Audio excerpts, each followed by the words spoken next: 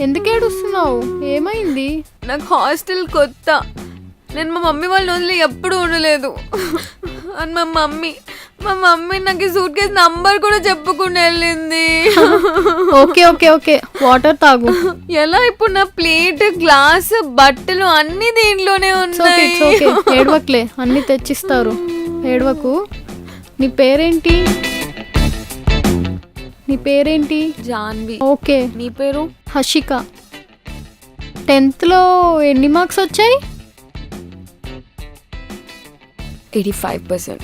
Okay. నీకు? 97 వచ్చాయి. నాకు కూడా 97% CBSE.